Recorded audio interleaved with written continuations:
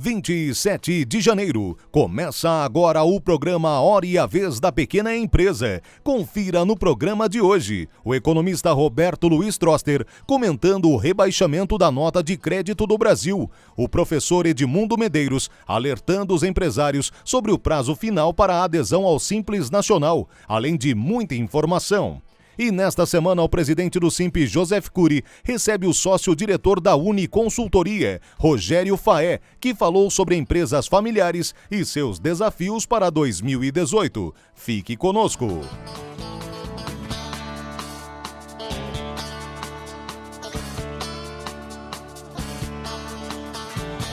No final de 2017, nós, e de uma forma geral toda a mídia, destacou a aprovação pelo Congresso Nacional de um projeto de lei que criava o Refis para as micro e pequenas empresas. Isso na linha do que já havia feito o governo federal com as grandes empresas, por meio do PERT, do Programa Especial de Regularização Tributária. Ocorre que, infelizmente, o presidente Michel Temer, segundo alegou por razões técnicas, decidiu vetar o projeto de lei que havia sido aprovado por unanimidade na Câmara dos Deputados e no Senado Federal. Isso criou uma situação de flagrante falta de isonomia. O governo federal, por meio do PERT, possibilitou o parcelamento em até 180 meses de débitos das grandes empresas com o governo federal. Esperava-se, portanto, que, naturalmente, o mesmo ocorreria com relação às micro e pequenas empresas. O veto do presidente Michel Temer criou uma situação bem complicada para as micro e pequenas empresas, na medida em que, no próximo dia 31 de janeiro, as micro e pequenas empresas têm o prazo final para manifestar a adesão ao Simples Nacional. E isso, como sabemos, não pode ser feito caso a empresa possua débitos em aberto com a Receita Federal do Brasil.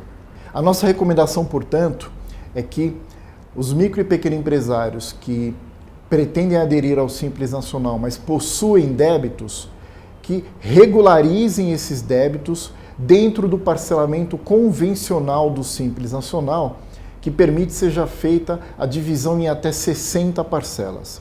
A expectativa é que o Congresso Nacional derrube o veto do presidente Michel Temer.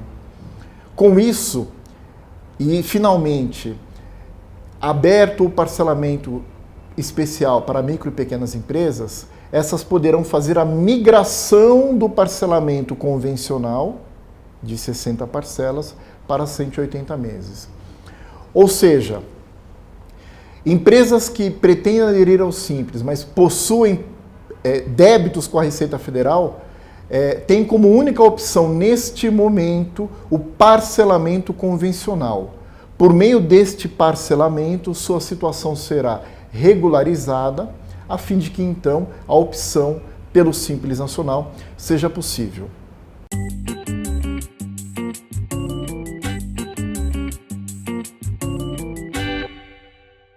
No dia 18 de janeiro foi assinada, após intensas negociações, a Convenção Coletiva de Trabalho entre o SIMP, Sindicato da Micro e Pequena Indústria do Estado de São Paulo, e o Sindicato dos Gráficos de Guarulhos e Região.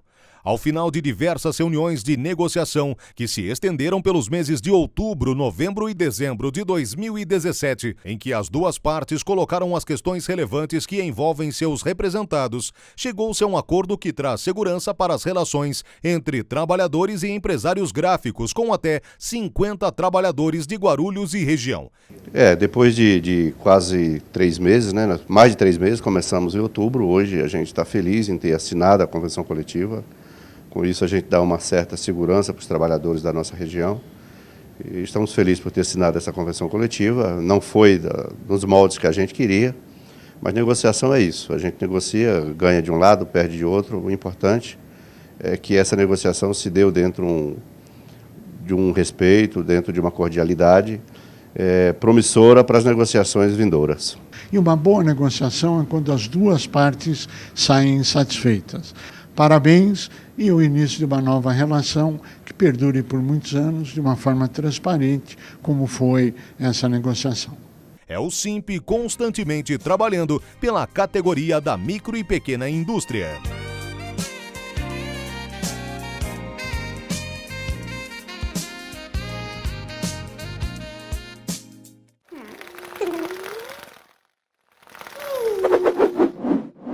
A Liga São Paulo, responsável pela organização dos desfiles das escolas de samba de São Paulo, já divulgou o calendário oficial dos ensaios técnicos do Carnaval 2018. Até o dia 2 de fevereiro, no Sambódromo do AMB, o público poderá conferir uma prévia do desfile oficial das 14 escolas do Grupo Especial e das 8 escolas do Grupo de Acesso. A agenda completa você confere no site ligasp.com.br/agenda.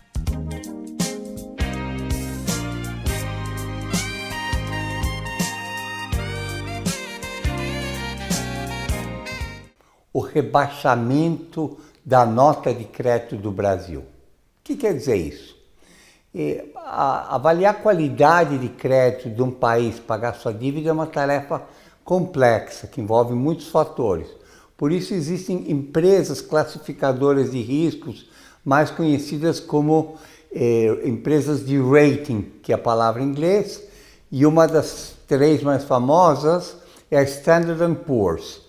As outras 2 são a Moody e a Fitch. E a Standard & Poor's, este mês, rebaixou a nota do Brasil. Por que rebaixou a nota do Brasil? Porque viu que a dinâmica fiscal, quer dizer, o endividamento público do Brasil estava piorando. E estava piorando por quê? Primeiro, dificuldade em controlar as despesas públicas. Os gastos, especialmente gastos com pessoal e gastos com previdência, estão crescendo mais do que a economia. Então, colocam a dívida numa dinâmica perigosa. Segundo, a economia está crescendo mais devagar. Crescendo mais devagar, a capacidade de pagamento da dívida fica mais difícil. Terceiro, o crédito está crescendo muito devagar. O Brasil tem um sistema de crédito obsoleto da época da hiperinflação. Então, o que acontece? O crédito funciona mal, a inadimplência está alta, a sonegação fiscal, por conta de dificuldades financeiras, fica maior. E por último, o preço de ativos está caindo. Está caindo por quê? Como a economia não cresce, você tem problemas de liquidez, as pessoas se desfazem de ativos imobiliários rapidamente e isso enfraquece as garantias bancárias. Quando rebaixa a nota de crédito, quais que são as consequências práticas para um país? Primeiro, é que a nota de crédito de qualquer empresa não pode ser maior do que a nota de crédito do país. Então, todos os grandes bancos financeiros tiveram sua nota rebaixada também. Com notas mais baixas, o incentivo que países estrangeiros investam no Brasil cai e, ao mesmo tempo, o custo de captar recursos lá fora fica mais caro. Conclusão, o que é? 2. A primeira é que está mais difícil. Se estava difícil, dificultou um pouquinho. E a segunda é um sinal claro de que a gente tem que mudar a política econômica. Uma política mais focada em crescimento, em inclusão, em resolver a dívida pública mais rapidamente. Isso é possível e vamos esperar para que isso aconteça rápido. É isso.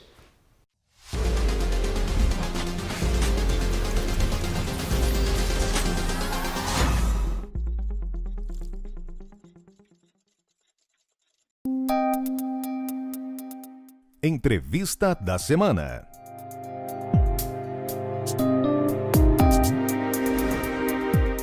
O nosso tema de hoje é sucessão familiar.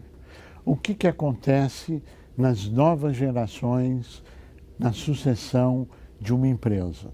Para falar sobre o tema, o nosso convidado de hoje é o Rogério Faé Rodrigues, que é professor nas melhores universidades e autor de alguns livros. É um prazer tê-lo conosco. Obrigado pelo convite, Cury. Prazer é nosso. O que é uma empresa familiar? A gente conceitua uma empresa familiar aquela que tem o controle acionário na mão de uma família ou mais famílias. Independente da gestão ser feita pela própria família ou não, o controle acionário é o que determina a característica de ser uma empresa familiar. Bem, como é que isto está pelo mundo afora? É a maioria, é a minoria? Qual é o conceito mundial e a sua importância? Tá. As empresas familiares hoje, elas representam 80 a 90% das empresas do mundo. Do número de empresas no mundo. Do número de empresas do mundo.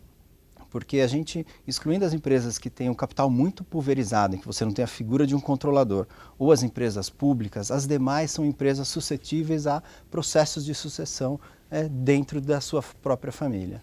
Bom, quando se fala num processo de sucessão, claro que não dá para generalizar, é sempre o caso a caso, mas nós vamos tentar abordar de uma forma mais abrangente o tema. O que acontece na sucessão familiar via de regra? Tem uma grande dificuldade a cada transição de gerações.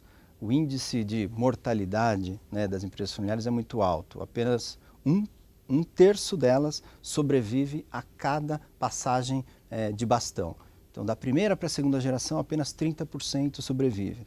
Da segunda para a terceira, apenas 30%, daqueles 30%, e até a quarta geração, quando a gente vai ter lá uma chance de 2,7% aí de empresas passarem para a quarta geração. Ou seja, quando você chega na quarta geração, de cada 100 empresas, apenas quase 3 exatamente sobrevivem. Por quê?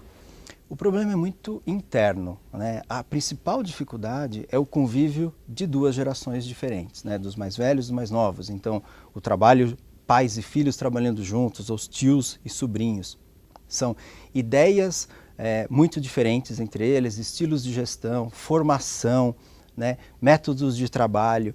E aí esses conflitos surgem, aparecem, e essa dificuldade de conciliar as duas perspectivas é que leva as empresas ao fracasso, aí, ou a sua venda, ou a própria quebra e fechamento da empresa. Ou seja, conflitos internos da empresa. Conflitos internos da empresa dentro ali do aspecto da família controladora. Né? Agora, claro que isto não acontece em todas as empresas e não acontece em todas as famílias. Claro. Agora, existe uma dificuldade, ou não, quero a tua opinião, sobre a divisão família e empresa. Exato. É muito comum a empresa familiar misturar esses dois assuntos. O ambiente de casa tem muitos assuntos da empresa, o ambiente da empresa tem muitos assuntos lá de casa e muita mistura de papéis. Aquele que é o empresário principal, ele também é o pai, é o educador, é aquele que cuida e educa filhos, etc. E o filho também ali na empresa não sabe muitas vezes distinguir o seu papel de funcionário, de colaborador, então tal, um pouco misturado, né, misturadas essas questões aí de família e empresa. Como resolver isso? Tem que trabalhar com mais maturidade, né? Tem que enxergar essas dimensões da empresa familiar de forma distintas. Então, uma coisa é o ambiente da empresa, e a empresa existe para dar lucro, para dar resultado. Claro. A outra coisa é o papel familiar. A família existe para quê? Para a gente educar os nossos filhos, tem o afeto ali, então tem um mote muito diferente do que é a empresa.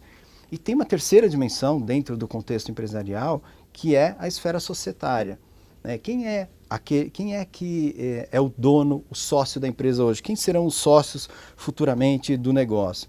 Então, saber separar bem essas três dimensões é essencial para o sucesso e para a continuidade dos negócios. Ou seja, você está falando de profissionalização da empresa. Profissionalização também. Estou falando em governança, estou falando em acordo de sócios e formação de herdeiros. Todos esses aspectos ajudam as empresas a se profissionalizarem, a gerirem seus negócios de forma mais profissional e assim superar aquelas estatísticas que não são boas. Agora, vamos aprofundar isso. Muitos casos, não todos, mas muitos casos, existem várias famílias trabalhando. Aí quando você contrata um profissional, a primeira sugestão dele é o seguinte: manda metade para casa, recebe o cheque em casa, porque aqui na empresa estão mais atrapalhando do que contribuindo. Você já enfrentou casos assim? Isso é realidade? Qual a sua sugestão? Isso é bem realidade, né? O critério que a gente tem que fazer é assim, tem que permanecer na empresa aqueles que têm competência, vocação, motivação para estarem lá. Então esses têm que atuar de forma profissional. Quem está lá não atuando de forma profissional realmente tem que estar em outro ambiente, tem que estar fazendo outras coisas, porque senão a gente compromete a continuidade desse negócio. E como é que você aconselha o empresário nesse cenário? Eu aconselho ele gerir bem o negócio de forma super profissional, olhando para os seus filhos ou seus familiares como qualquer colaborador. Então, se eu tenho um colaborador que não está desempenhando bem, ele precisa de correções, ele precisa de orientações, e se chegar a um determinado extremo e ele não estiver dando conta do recado, não estiver conseguindo desempenhar bem, claro que ele tem que ser, né, trocado. Como é que você prepara essa sucessão? A sucessão é um processo longo, né? Não se faz do dia para a noite a sucessão. Então, a sucessão ela tem que ser planejada com antecedência e envolve alguns passos essenciais. O primeiro... Quais são esses passos?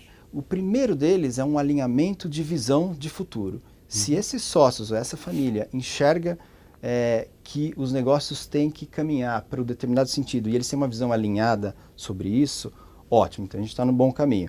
Se a gente nesse primeiro passo percebe que um sócio quer ir para a direita, outro sócio quer ir para a esquerda, a gente tem um grande problema. E aí provavelmente não há sucessão ou planejamento sucessório que resolva. Então a gente tem que ter esse primeiro passo garantido. Temos alinhamento de visão de futuro para os negócios e tal. O segundo passo é construir regras, porque os conflitos eles acontecem pela ausência de regras. Poxa, a gente não combinou, por exemplo, que você podia tirar 40 dias de férias, ou a gente não combinou que você poderia se beneficiar de um brinde que nós recebemos aqui na empresa e você não compartilhou com a gente. Então tem inúmeras questões que não estão regradas. Então a construção de um acordo societário é fundamental para regular a relação familiar societária dentro do negócio. Na consultoria e orientação que você faz, ou nos cursos que você dá, você prepara ou você induz as pessoas a fazer essa autoanálise? O processo todo de consultoria e de planejamento sucessório ele é muito reflexivo. Então ele é um trabalho bastante educativo, que traz a reflexão para trazer consciência para que eles enxerguem assim, realmente a gente estava errando aqui. Então realmente a gente tem que fazer de uma forma um pouco mais profissional, de uma forma diferente. E consultorias, auditorias, trabalhos de terceiros, como é que você orienta isso? Olha, toda a ajuda especializada que as empresas precisarem, elas são muito bem-vindas, seja especialistas em sucessão, seja especialistas em custos, em planejamento estratégico. Então, acho que todas as empresas devem buscar o apoio especializado necessário para suas deficiências, para ajudar na sua progressão. Hein? Bem, como é que você vê 2018?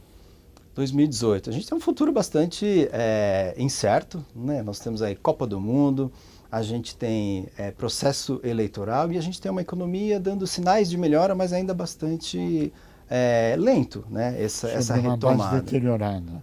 Exatamente. Então, é importante que dentro desse cenário as empresas adotem medidas de bastante segurança. Não vão sangrar o caixa, não vamos tomar grandes decisões arriscadas, porque esse é um momento de muita observação, de muita cautela. E nesse sentido, as empresas familiares podem usar bem as vantagens que ela tem de a coesão familiar, o processo decisório acelerado, a segurança financeira de não tomar decisões muito arriscadas e tudo mais. Então, as vantagens da empresa familiar podem ajudar dentro desse cenário.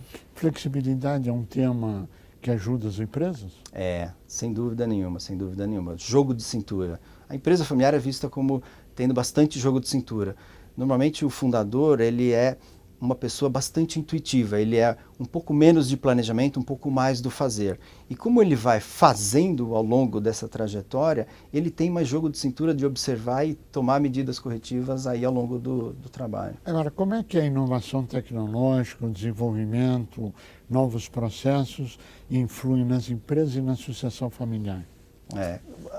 Cada negócio passa pelo seu ciclo de evolução. A gente costuma dizer que a cada transição de gerações, então uma geração pode estar no comando mais ou menos uns 30, 40 anos, a cada transição de gerações é necessária uma certa reinvenção e uma certa revisão do seu modelo de negócios. Ela acompanha um pouco o ciclo de desenvolvimento das empresas naturalmente, né?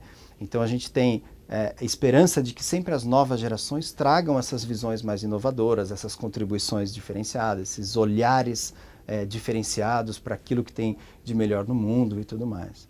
Isso se espera dos mais jovens, ou dos mais experientes, ou de toda a equipe? A gente espera o melhor dos mundos para a empresa familiar é conseguir conciliar a visão inovadora dos mais novos com os fundamentos sólidos que construíram aquela empresa pela mão dos mais experientes.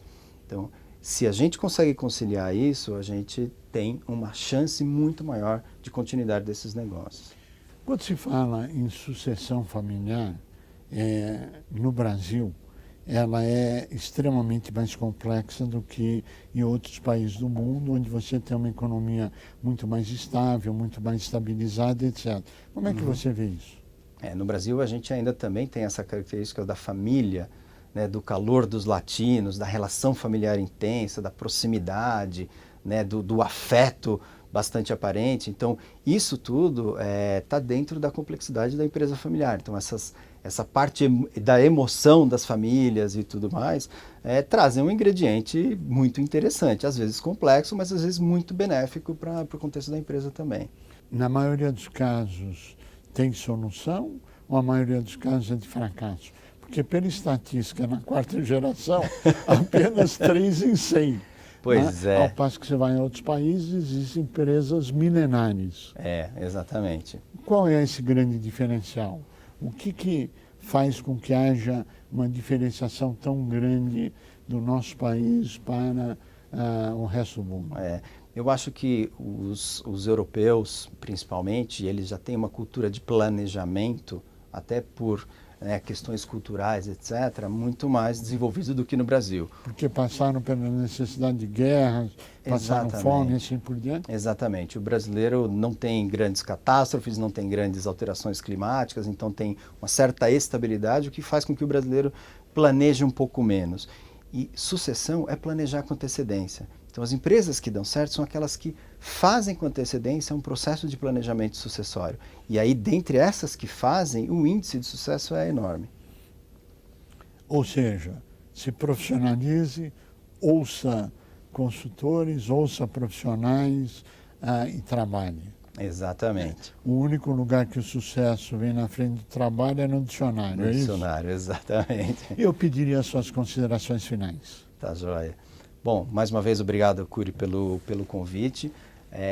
Eu sou um grande defensor das empresas familiares, porque eu acho que a família ela faz muito bem para o negócio.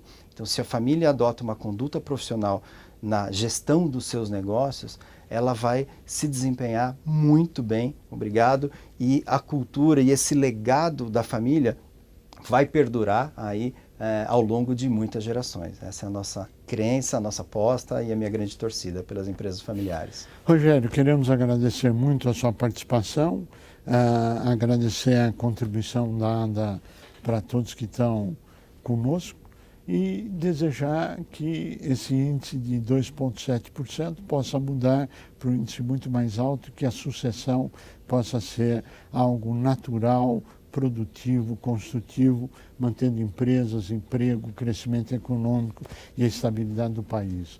A você que esteve conosco, o nosso mais profundo agradecimento, com a certeza que estaremos juntos na semana que vem. Até lá!